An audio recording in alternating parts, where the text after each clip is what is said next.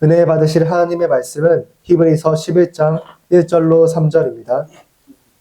네, 함께 화면을 보시면서 합독하시겠습니다. 믿음은 바라는 것들의 실상이요 보이지 않는 것들의 증거니 선진들이 이로써 증거를 얻었느니라. 믿음으로 모든 세계가 하나님의 말씀으로 지어진 줄을 우리가 아나니 보이는 것은 나타난 것으로 말미암아 된 것이 아니니라. 아멘.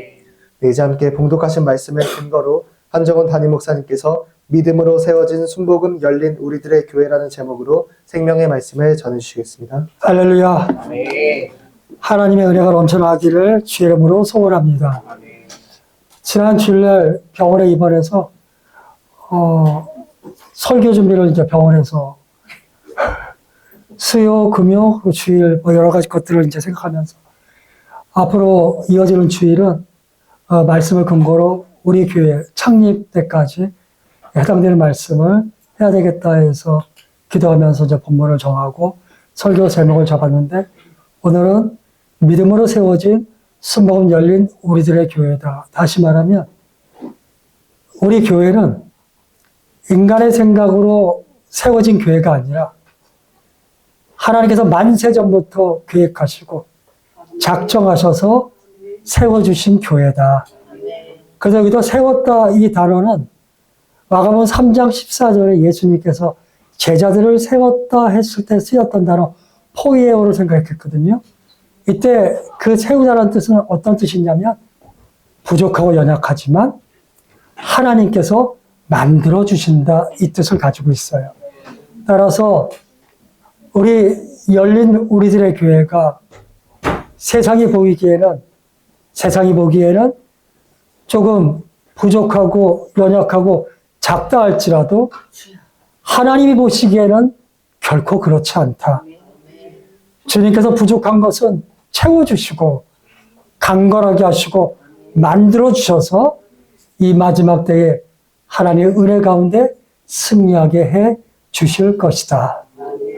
그러면서 또 우리 교회 발자취를 제가 병원에서 이제 혼자서 생각해 봤는데 정말 하나님의 은혜와 하나님의 능력이 아니었으면 안 되었다. 그래서 한번 정리했거든요. 자, 우리 1번 한번 다 같이 읽겠습니다. 시작. 2024년 6월 30일 서울의 이후 하에 영화학원 2024년 6월 30일 날 저번에도 말씀드린 4명이 카페에 앉아서 예배를 드린 거예요. 짧게. 노은역 앞에 더 숲이라는 카페에서. 그러면서 이런 생각을 했어요. 이제 우리가 먼저 있던 교회를 사임하고 나왔는데 주께서 우리를 새로운 하나님의 사역에 사용하실 것이 아니냐. 그래서 예배를 드린 다음에 우리가 한 번이 마지막 때에 하나님께서 기뻐하시는 공동체를 한번 만들면 어떻겠냐. 이렇게 시작한 거죠. 그래서 6월 30일 이후에 우리가 함께 모여서 기도하면서 당시 또 영어학원에서 자리를 또 허락해 줘서 거기서 은혜 가운데 예배를 시작했습니다. 2번 한번 읽겠습니다. 시작. 2025년 1월 26일 이후 병의 어린이집 그런데 제가 요양원에 가서 설교를 하는데 그 요양원 원장님께 저 원장님 이런 말씀 드리기 뭐한데 그 쌍문동 지역에 아주 오랫동안 학원도 하시고 어린이집 하셔서 거기에 뭐 유력한 분이라고 제가 알고 있는데 거기 부동산도 잘 아시면 저희 예배 드릴 수 있는 곳 좀 소개해 주시면 너무나 좋겠어요. 이렇게 말씀드렸더니 그분이 그냥 곧장 목사님 다른 데 가지 마시고 제가 거기서 어린이집을 같이 가보셨잖아요. 크고 좋았잖아요. 그냥 어린이집을 무상으로 빌려줄 테니 거기서 예배를 드리세요. 그래서 1월 26일부터 글로 옮겨서 예배를 드리게 된 거예요. 근데 우리가 언제까지 거기서 있어서는 안 되겠다 해서 저희가 함께 기도하면서 드디어 이 성전을 예비해서 3, 4, 5번은 제가 그냥 하겠습니다. 그래서 4월 13일 이 교회를 구해서 종려절철 예배를 드리고 5월 30일 창립 예배를 드리고 다음달 6월 7일 하나님의 은혜 가운데 1주년 기념 예배를 드리게 되었다. 정말 다 말씀드릴 수는 없지만 그 사이에 수많은 일들이 있었습니다. 주님께서 그 모든 일을 다 극복하게 하시고 오늘 이 시간까지 모이게 하셔서 은혜 가운데 이렇게 함께 예배 드릴 수 있는 은혜를 주셨으니 어떻게 감사하지 않을 수가 있겠습니까? 사랑하는 성도님들, 살면서 수많은 애환이 어떻게 없겠습니까? 그러나 주님께서 반드시 이기게 해주시고 우리에게 은혜 베풀어 주실 줄로 믿습니다. 오늘 봉독하신 말씀은 히브리서 11장 1절로 3절 말씀은 우리가 너무나 많이 들은 말씀이에요. 왜? 조용기 목사님의 4초 안의 영성의 핵심 말씀. 믿음은 바라는 것들이 실상이요 보이지 않는 것들의 증거다. 이 말씀, 이게 바로 우리 기하성 그리고 4초의 영성의 핵심인 거죠. 눈에 보이는 입체적인 3차원을 눈에 보이지 않는 믿음의 실상, 보이지 않지만 보이는 하나님의 능력인 4차원의 영성으로 이것을 지배하고 이끌어간다. 바로 이 논리인 거거든요. 이 히브리서는 고난받는 공동체를 위해서 쓰여진 성경이에요. 로마 혹은 로마 주변에 하여튼 로마 제국 안에. 그래서 많은 사람들은 마가복음, 베드로전서, 히브리서가 같은 시대의 이야기겠다 이렇게 생각을 하지만 우리가 확정짓기는 쉽지 않습니다. 어쨌건 매우 고난받았던 시절에 로마의 성도들을 위해서 쓰여진 성경이다. 왜 이 성경이 오늘날의 이야기로 전환될 수 있느냐? 주님께서 오신다 그랬거든요. 근데 지금 예수님을 믿는다는 것 때문에 어마어마하게 고난을 받고 있거든요. 그리고 주변 사람들이 예수 믿는 사람 어마어마하게 또 핍박을 하고 있거든요. 근데 주님이 안 오시네. 주님이 오셔서 이 고난을 끝장내주셔야 되는데 주님이 오셔서 예수 믿는 사람 왜 저래 했던 사람들을 물리쳐 주셔야 되는데 너무나 힘들고 어렵지만 오직 예수님을 의지하면서 버티고 있는데 주님이 안 오시네. 그래서 이 히브리서 공동체가 어떻게 이끌어지게 되냐면 우리가 이렇게 애써서 믿는 것이 의미가 있을까? 내가 이렇게 간절히 기도하는데도 응답해 주지 않는 하나님에 대해서 내가 꼭 충성을 해야 될까? 주님께서 다시 오신다는 그 약속이 진짜일까? 이런 의심이 들기 시작하는 거예요. 그래 여기서 또다시 한 발짝 더 나가는 거죠. 주님의 약속이 만약에 확실한 것이 아니라면 우리가 예배를 드릴 필요가 있을까? 우리가 모이기에 힘쓸 필요가 있을까? 이런 식으로 끊임없이 우리가 보통 비셔스 서클이라고 하는 악순환이 계속해서 전개되는 거죠. 믿음이 약해지자 의심이 생기자 모이기에 힘쓰기가 싫어지고 모이기에 힘쓰지 않자 더욱 믿음이 떨어지고 믿음이 떨어지자 더욱더 예배되는 게 싫어지는 악순환이 계속해서 일어나는 거죠. 그래서 히브리서를 우리에게 하나님께서 주신 거예요. 히브리서 11장은 보통 믿음의 성경이라고 이야기합니다. 믿음을 강조해요. 왜 그럴까? 믿음이 없으면 버틸 수 없는 시절이기 때문에 그런 거예요.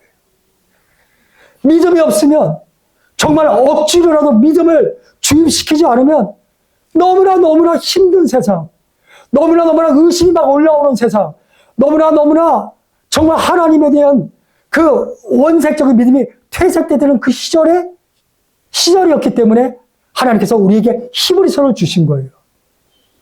거기다 히브리서 11장을 보십시오. 아벨부터 시작해서 믿음의 사람들의 이야기가 계속 나와요. 사람의 실명 16명이 나오고 그 뒤에는 밝혀지지 않은 이름들도 나와요. 다시 말해 이런 겁니다. 여러분들이 믿음이 약해지는 것 제가 압니다. 성경은 모르겠어요. 저는 성경을 정말 따뜻하게 봅니다. 성경에서 우리를 질책하는 내용까지도 사랑이라고 해석됩니다. 이게 저에게는 은혜일 수 있죠. 여러분이 믿음이 흐려지는 것 이해합니다. 그런데 여러분, 아벨, 에녹, 노아, 아브라함, 이삭, 야곱, 사라, 그리고 모세, 뭐 기생라, 뭐 다윗, 사무엘, 그래서 16명의 이야기가 그 밖에 수많은 사람들 이야기를 하면서 뭐라 그러냐면 이 사람들을 보십시오. 이 사람들도 한 번도 경험하지 못했던 그 고난을 믿음으로 이겨낸 위대한 종들이 아닙니까? 한 번도 홍수를 맞이해보지 못한 노아가 배를 만들지 않았습니까? 수많은 어려움 속에서도 믿음으로 이겨내지 않았습니까? 여러분, 힘들고 어려울 때마다 이런 믿음의 사람들을 바라보시고 이겨내십시오 하면서 정말로 기가 막힌 모델하우스를 우리에게 보여주는 거죠. 사랑하는 성도님들, 예수님을 열심히 믿는데 육신이 아프고 열심히 기도했는데 응답받지 못하고 예수님을 믿기 어려운 수많은 이유들이 있습니다. 오늘 히브리서는 그 당시 히브리 공동체뿐만 아니라 오늘 우리에게도 이야기하는 겁니다. 여러분, 믿음이라는 것은 반드시 이루어질 것을 우리에게 확증하는 것이니 흔들리지 마시고 굳건한 반석이신 예수에 흔들리지 않고 굳게 서서 승리하시기를 소망합니다. 어제 저희 아내는 오남매거든요. 거기에 넷째인 처제가 전화가 왔어요. 전화가 와서 집사한테 우리 처갓집은 간증거리가 있으면 꼭 전화합니다. 형부 예화스라고 그러나? 전화 와서 언니 이거 정말 간증거리야 이러면서 얘기 들으면 너무 은혜가 되는 거예요. 처제 시어머니가 권사님인데 연세가 83살이신데 지난주에 교회 가시다가 비 오는 날 미끄러졌는데 우리가 말하는 소위 종아리 앞에 그 조인트라고 말하는 그 뼈 2개가 다 부러지신 거죠. 저는 얼마 전에 고관절 수술을 하는데 상당히 아파. 그 뼈가 83살에 그게 다 부러졌는데 심지어 저는 이런 생각도 했어요. 하필이면 교회 가다가 시험 들만하지 않습니까? 교회 가다가 신호 위반해도 안 걸려야 되는 거 아닙니까? 교회 가서 불법 주차했는데 딱지 띄었다? 그러면 안 되지. 하나님 경찰들의 눈을 가려줘야지. 다리가 부러져가지고 병원에 입원을 하게 된 거예요. 그런데 의사 선생님, 수술하신 의사 선생님이 들어와서 그 권사님에게, 시어머니에게 이렇게 얘기했다는 거예요. 이름을 불러가면서 깜짝 놀랐던 거지. 자기 이름을 어떻게 알아? 지금 거기다가 비 오는 날이지만 자기가 권사인데 예수 믿고 다리가 아파 얼마나 화가 났겠어요. 너무 아프고. 아파 죽겠다 그랬다는데. 근데 이름을 부르면서 너무나 따뜻하게 제가 수술 잘해드릴 테니까 걱정하지 마세요. 그리고 빨리 낫게 해드려서 생각보다 빠르게 주워들고 전도할 수 있도록 해드릴게요. 이랬다는 거예요. 얼마나 놀랬겠어요. 깜짝 놀란 거죠.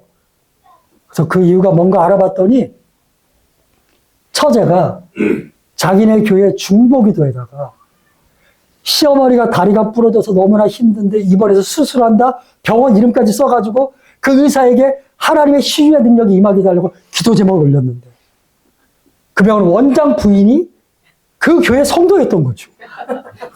이게 실화입니다. 어저께 들은. 그래서 자기 남편에게 물어봤다는 거예요.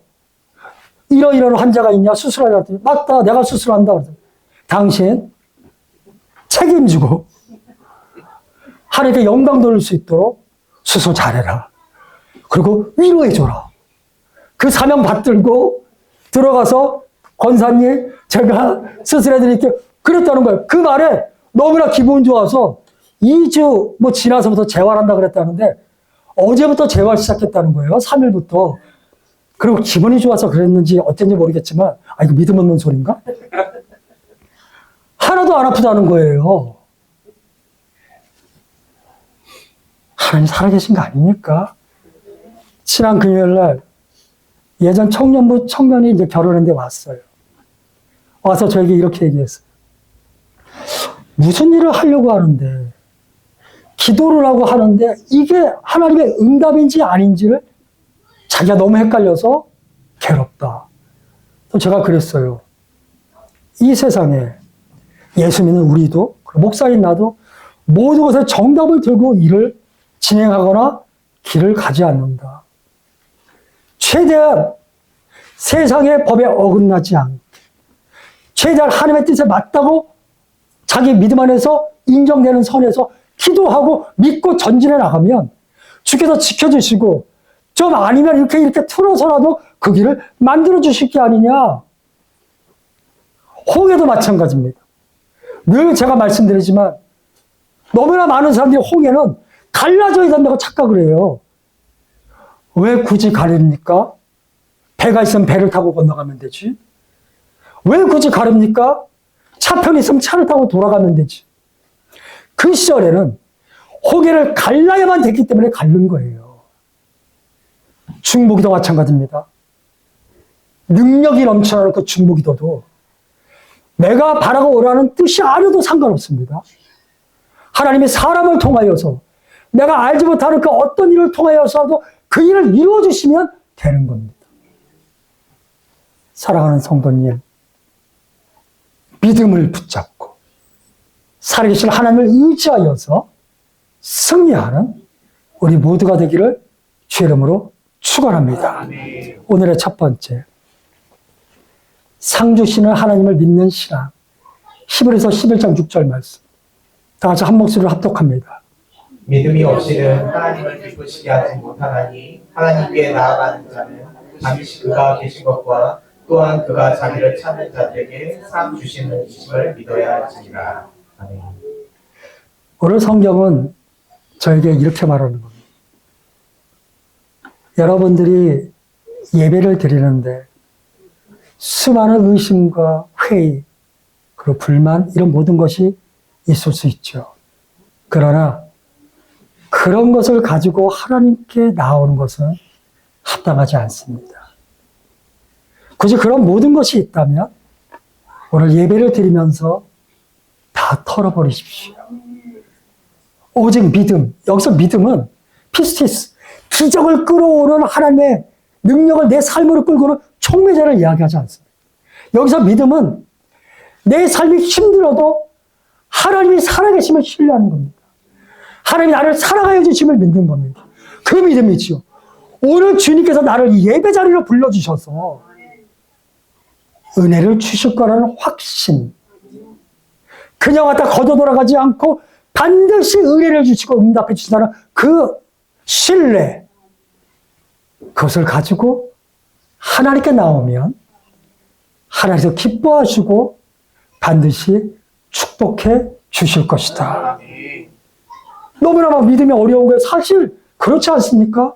지금 너무나 고통받고 힘들고 기도를 하나도 응답받지 못하고 주님을 오신다고 오지 않는 이 상황 속에서 오늘 롯데백화점 시내 갔다 왔는데 여러 가지 기도 제목, 아프고 힘든 수많은 이야기들 속 그 시간에 예배드리러 올 때 얼마나 많은 사연들이 있었겠습니까?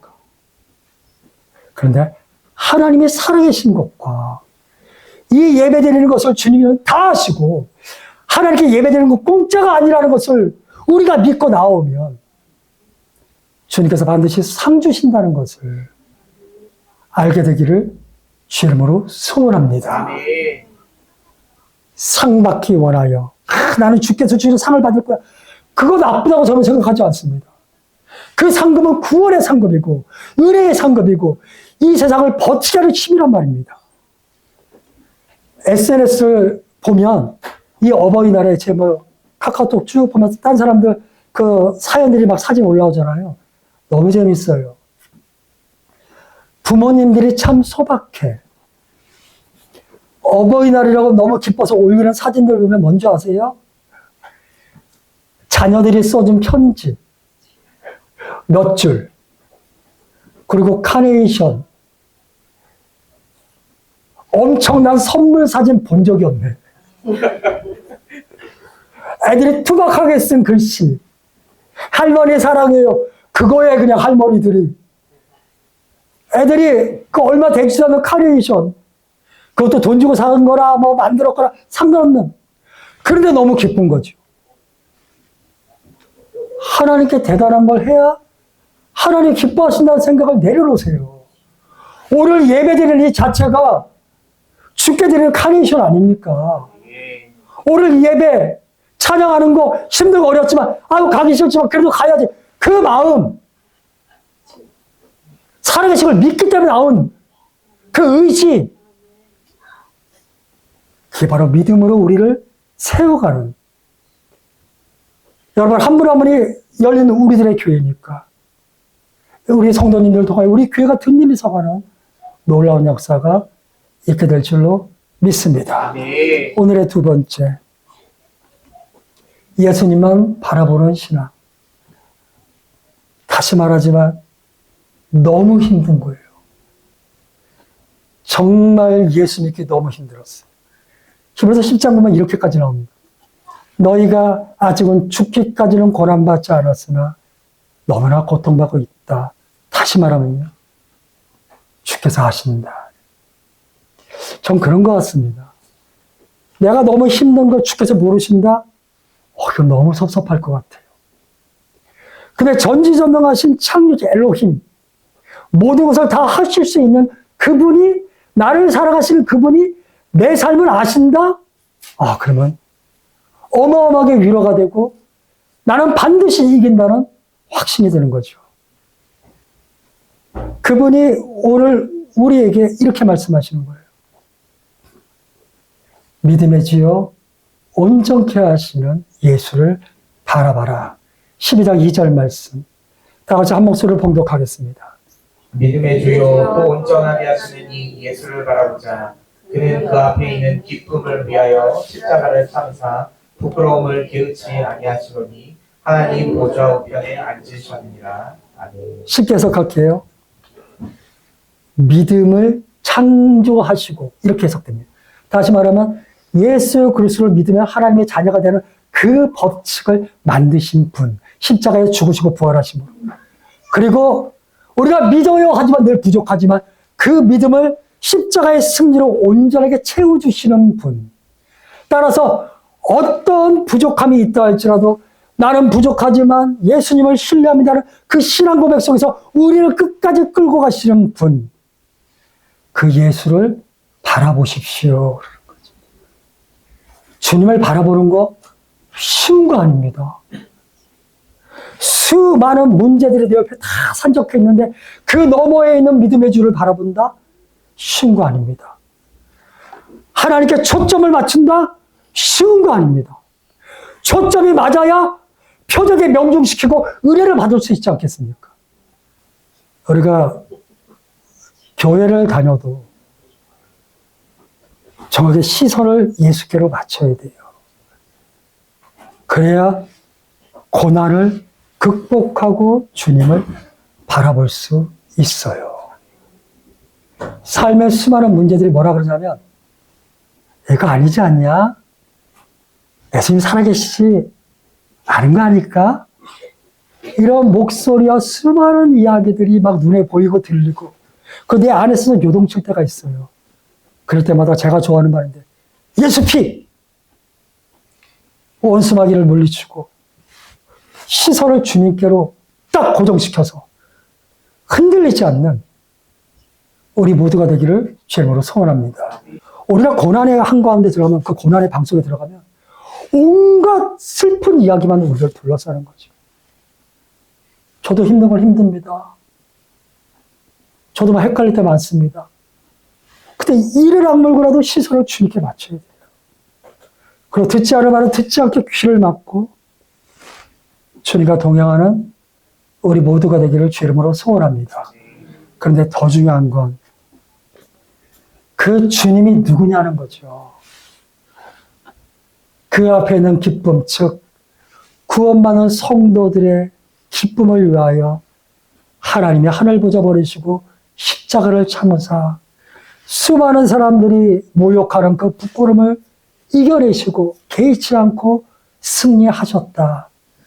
그분이 지금 우리 모두의 하나님이고 우리를 지켜주시고 우리를 승리케 해 주실 줄로 믿습니다. 아까 아침에 교회를 딱 들어오는데 김영숙 집사님 손자 손녀 둘이 시온이 시아가 여기 앉아 3시 예배를 드리는 거예요. 저 깜짝 놀라서 다시 나갔어요. 다른 교회 왔는 줄 알고. 너무 부흥해서. 좋은 일도 많잖아요. 행복한 일도 있잖아요. 힘들수록 그 행복한 것을 기억하면서 우리 주님을 기억하면서 버티고 승리하시기를 주의 이름으로 소원합니다. 마지막 3번째. 현실을 뛰어넘는 신앙. 저는 성경을 우리가 읽는다 이것은 AD 1세기 이스라엘 역사 단지 그것만을 공부한다? 별로입니다. 제가 우리나라 연도는 잘 못 외워도 이스라엘 역사 연도를 외워요. 혼자 웃었어요. BC 587년, 539년, 612년, 609년 막 한참 외우다가 우리나라 뭐 어쩌고저쩌고 잘 모르겠는데 아 이건 아니지 않나 막 이런 생각도 했었어요. 그런데 그게 오늘날 나의 실존, 즉 내가 서 있는 삶의 자리와 연관이 없다면 우리 주 예수 그리스도의 사건, 나의 캐릭터, 나의 구원 사건과 연관이 없다면 그게 뭐가 그렇게 대단하겠는가 이런 생각을 해요.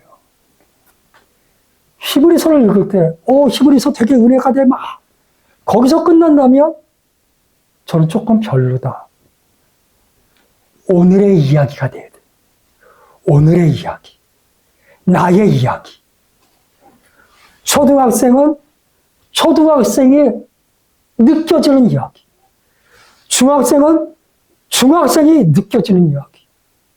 어른은 어른이 느껴지는 이야기. 권사님은 권사님이 느껴지는 이야기로 다 해석되지 않으면 무슨 의미가 있겠느냐. 아까 말씀드렸던 것처럼 이 히브리서를 수신했던 공동체는 아주 믿음이 연약해졌던 공동체입니다. 주님이 안 오시네? 끝까지 안 오시는 거 아닌가? 조금만 오늘날의 얘기로 할게요. 주님이 공수표를 던지셨나? 제자 공동체가 자기들의 기반을 위해서 우리에게 좀 속였나? 이런 생각도 충분히 할 수 있어요. 그리고 그 지역에서 왕따가 됐잖아요. 아, 이렇게 했다가는 나뿐만 아니라 내 자식의 미래도 걱정되는 거잖아요. 수많은 이야기들 속에서 믿음이 굳건한 사람은 문제가 없어요. 그러나 많은 분들은 막 흔들리고 있는 거죠. 그런 의심이 들자 믿음이 약해지고 믿음이 약해지자 모이게 힘쓰기 싫어지고 그게 바로 그때 이야기자 오늘날의 이야기인 거예요. 오늘도 어떤 분들이 막 그래요. 아 요즘 수요일에 안 해, 금요일에 안 해. 그런 얘기 하면 안 돼요. 그 시절에도 그런 얘기 했단 말입니다. 아 모이게 힘써가 무슨 의미가 있어. 그런 얘기를 하면 안 되는 거죠. 언제나 믿음이 강해지면 모이게 힘쓰고 모이게 힘쓰면 다시 믿음이 강해지고 그런 순기능 속에서 하나님의 역사가 더 넘쳐난다는 사실을 알게 되길 주의 이름으로 소망합니다. 아멘. 그래서 어떻게 됐느냐? 주님이 안 계신 것 같은데 우리가 왜 서로 사랑해야 되지? 나 먹고 살기도 힘든데 우리가 왜 선행을 베풀어야 되지? 막 이런 얘기가 나온 거예요. 히브리서 10장 24절 말씀. 봉독하시겠습니다. 서로 돌아가 사랑과 선행을 격려하며 다 뒤집어 읽어야 돼요. 여러분 요즘 서로 돌아보지 않죠. 믿음이 약해져서. 그런데 믿음은 바라는 것들이 실상이요? 보이지 않는 것들의 증거가 아닙니까? 주님의 재림이 지연됐다고요? 지연돼서 그분이 천천히 오신다 해도 이미 그의 승리는 우리의 인생 속에 있습니다. 믿는 자에게는 능치 못함이 없습니다. 견디시고 버티시면 반드시 승리하게 될 겁니다. 여러분 믿음이 떨어지니까 사랑하기 싫지요. 선행하는 게 무슨 의미가 있나 싶지요. 그런데 여러분 주님은 살아계십니다. 서로 돌아보십시오. 누가 눈물을 흘리고 있다면 위로해 주십시오. 누가 기뻐하면 왜 이렇게 쟤만 잘 돼? 시기 질투하지 마시고 함께 즐거워해 주십시오. 사랑과 선행을 서로 격려하십시오. 야, 좋은 사람이 돼야지. 그렇게 하지 말고 주께서 기뻐하시고 주께서 은혜 주시고 주께서 갚아주실 테니 하나님은 공짜가 없다는 말 잊지 마십시오. 하나님이 상 주신다는 거 기억하십시오. 우리를 위하여 주께서 죽으셨던 것을 늘 기억하시면서 사랑과 선행을 실천하시기를 주의 이름으로 소원합니다. 10장 25절 말씀. 모이기를 피하는 어떤 사람들의 습관과 같이 하지 말고 오직 권하여 그날이 가까움을 볼수록 더욱 그리하자. 아멘. 초대교회 중세 계속해서 주님은 곧 오십니다. 주님은 곧 오십니다. 우리나라는 전천년설을 믿어요. 주께서 재림하시기 전, 그러니까 천년왕국, 주께서 함께 하실 그 영원한 천년왕국 전에 주께서 재림하신다. 심판이 있는 거잖아요. 미국의 다수설은 무천년설입니다.